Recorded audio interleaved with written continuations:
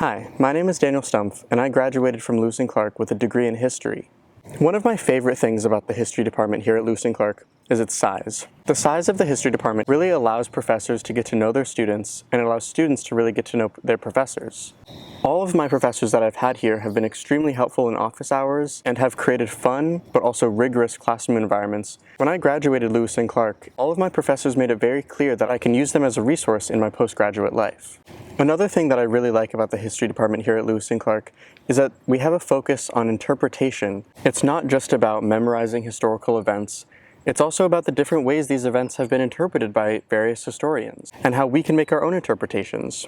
I've greatly enjoyed my time here at Lewis and Clark, and a big reason for that is because the professors in the history department really emphasize getting to know their students, getting to know their interests, and allowing a level of academic freedom in the paper writing process. It is not uncommon for the final paper in your class to be a topic of your own choice that relates in some way to the course. A lot of my preconceived notions of what I thought studying history meant based off my experience in high school were shattered after coming to Lewis and Clark because the teachers put such an emphasis on your own freedom to interpret events, develop your own analytical lenses, and shape those into new arguments that haven't been made before.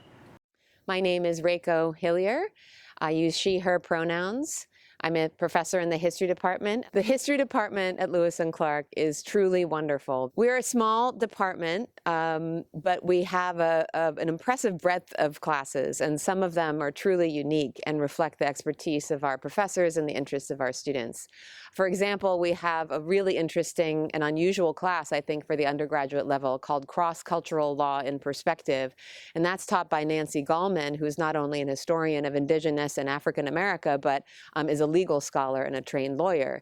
And so she's teaching a course on the development of law as contested regimes of law in the colonial period come into conflict with one another. I teach a course called The History of Crime and Punishment in the United States, but I teach it at a prison, and half of the students are incarcerated and half the students are from Lewis and Clark.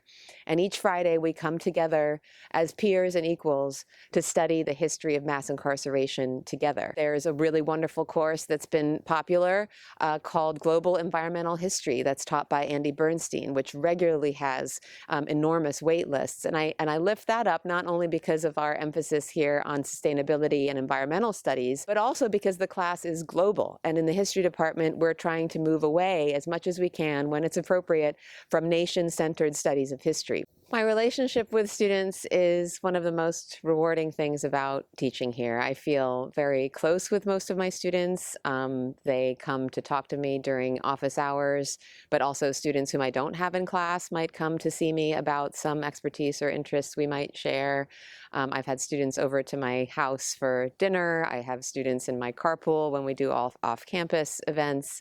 I really like to get to know my students as whole people. The strength of our major is that we are thinking of ways to use historical thinking and historical research as a practice that can be applied in the real world.